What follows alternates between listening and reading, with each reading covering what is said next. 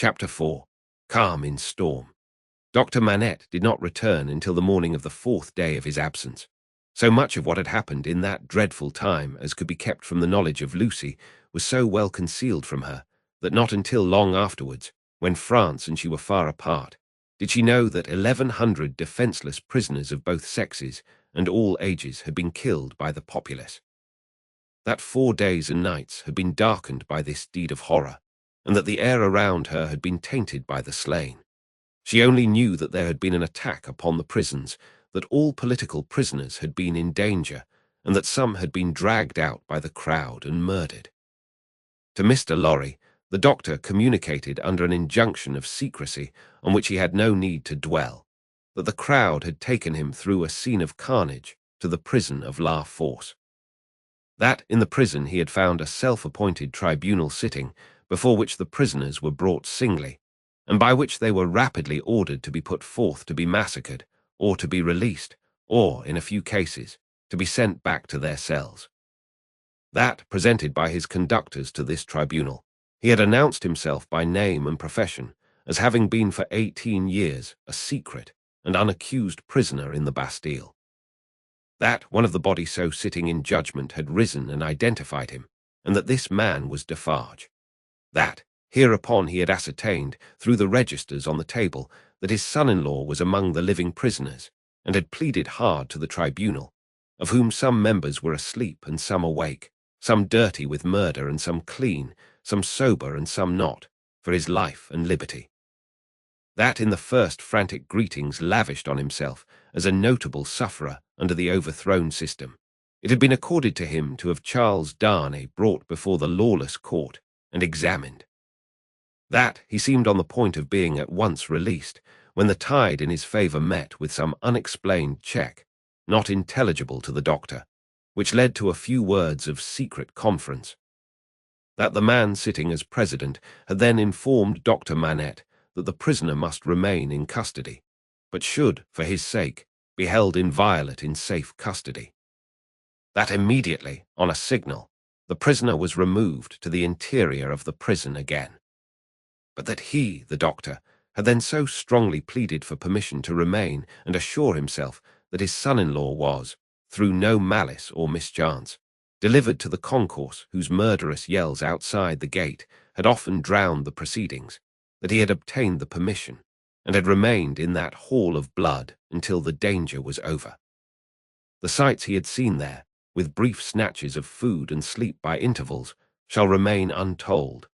The mad joy over the prisoners who were saved had astounded him scarcely less than the mad ferocity against those who were cut to pieces. One prisoner there was, he said, who had been discharged into the street free, but at whom a mistaken savage had thrust a pike as he passed out. Being besought to go to him and dress the wound, the doctor had passed out at the same gate, and had found him in the arms of a company of Samaritans, who were seated on the bodies of their victims.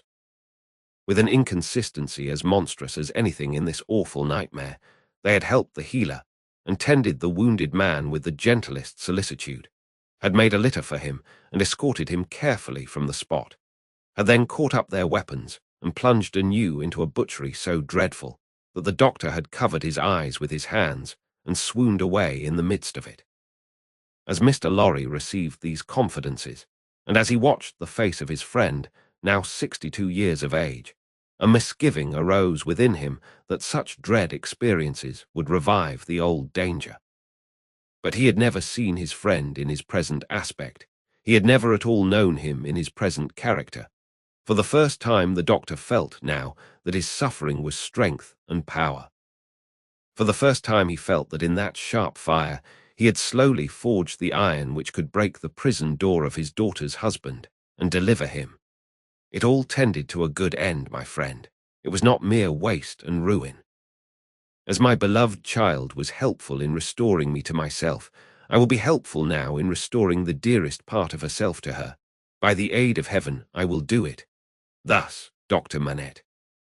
And when Jarvis Lorry saw the kindled eyes, the resolute face, the calm, strong look and bearing of the man whose life always seemed to him to have been stopped, like a clock, for so many years, and then set going again with an energy which had lain dormant during the cessation of its usefulness.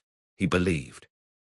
Greater things than the doctor had at that time to contend with would have yielded before his persevering purpose, while he kept himself in his place as a physician whose business was with all degrees of mankind, bond and free, rich and poor, bad and good. He used his personal influence so wisely that he was soon the inspecting physician of 3 prisons, and among them of La Force. He could now assure Lucy that her husband was no longer confined alone, but was mixed with the general body of prisoners. He saw her husband weekly and brought sweet messages to her straight from his lips. Sometimes her husband himself sent a letter to her, though never by the doctor's hand, but she was not permitted to write to him. For among the many wild suspicions of plots in the prisons, the wildest of all pointed at emigrants who were known to have made friends or permanent connections abroad. This new life of the doctor was an anxious life, no doubt. Still, the sagacious Mr. Lorry saw that there was a new sustaining pride in it. Nothing unbecoming tinged the pride. It was a natural and worthy one. But he observed it as a curiosity. The doctor knew that up to that time his imprisonment had been associated in the minds of his daughter and his friend with his personal affliction, deprivation, and weakness. Now that this was changed, and he knew himself to be invested through that old trial with forces to which they both looked for Charles's ultimate safety and deliverance, he became so far exalted by the change that he took the lead and direction, and required them as the weak to trust to him as the strong. The preceding relative positions of himself and Lucy were reversed, yet only as the liveliest gratitude and affection could reverse them, for he could have had no pride but in rendering some service to her who had rendered so much to him. All curious to see, thought Mr. Lorry in his amiably shrewd way, but all natural and right. So take the lead, my dear friend, and keep it. It couldn't be in better hands. But though the doctor tried hard, and never ceased trying, to get Charles Darnay set at liberty, or at least to get him brought to trial, the public current of the time set too strong and fast for him. The new era began. The king was tried, doomed, and beheaded. The republic of liberty, equality, fraternity, or death declared for victory or death against the world in arms. The black flag waved night and day from the great towers of Notre Dame.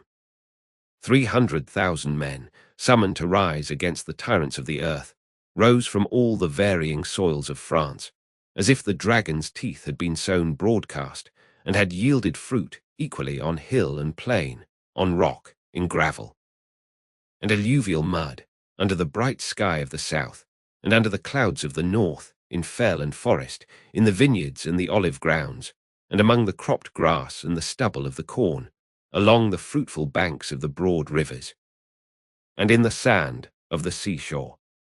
What private solicitude could rear itself against the deluge of the year one of liberty, the deluge rising from below, not falling from above, and with the windows of heaven shut, not opened? There was no pause, no pity, no peace, no interval of relenting rest, no measurement of time. Though days and nights circled as regularly as when time was young, and the evening and morning were the first day, other count of time there was none. Hold of it was lost in the raging fever of a nation, as it is in the fever of one patient. Now, breaking the unnatural silence of a whole city, the executioner showed the people the head of the king, and now, it seemed almost in the same breath, the head of his fair wife, which had had 8 weary months of imprisoned widowhood and misery, to turn it grey. And yet, observing the strange law of contradiction which obtains in all such cases, the time was long, while it flamed by so fast. A revolutionary tribunal in the capital, and 40 or 50,000 revolutionary committees all over the land. A law of the suspected, which struck away all security for liberty or life, and delivered over any good and innocent person to any bad and guilty one. Prisons gorged with people who had committed no offence and could obtain no hearing. These things became the established order and nature of appointed things, and seemed to be ancient usage before they were many weeks old. Above all, One hideous figure grew as familiar as if it had been before the general gaze from the foundations of the world, the figure of the sharp female called La Guillotine. It was the popular theme for jests. It was the best cure for headache. It infallibly prevented the hair from turning grey. It imparted a peculiar delicacy to the complexion. It was the national razor which shaved close. Who kissed La Guillotine, looked through the little window, and sneezed into the sack. It was the sign of the regeneration of the human race. It superseded the cross. Models of it were worn on breasts from which the cross was discarded, and it was bowed down to and believed in where the cross was denied. It sheared off heads so many that it and the ground it most polluted were a rotten red. It was taken to pieces, like a toy puzzle for a young devil, and was put together again when the occasion wanted it. It hushed the eloquent, struck down the powerful, abolished the beautiful and good. 22 friends of high public mark, 21 living and 1 dead, it had lopped the heads off in one morning in as many minutes. The name of the strong man of old scripture had descended to the chief functionary who worked it. But so armed, he was stronger than his namesake, and blinder, and tore away the gates of God's own temple every day. Among these terrors, and the brood belonging to them, the doctor walked with a steady head, confident in his power, cautiously persistent in his end, never doubting that he would save Lucy's husband at last.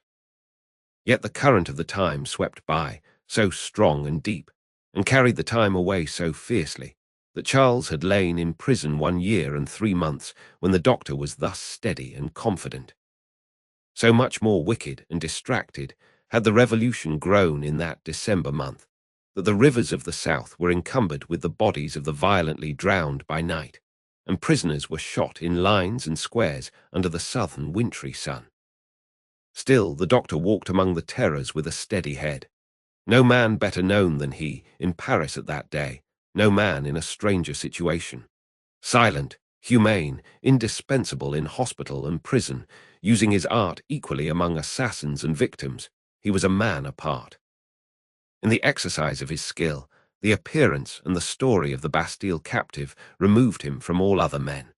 He was not suspected or brought in question, any more than if he had indeed been recalled to life some 18 years before, or were a spirit moving among mortals.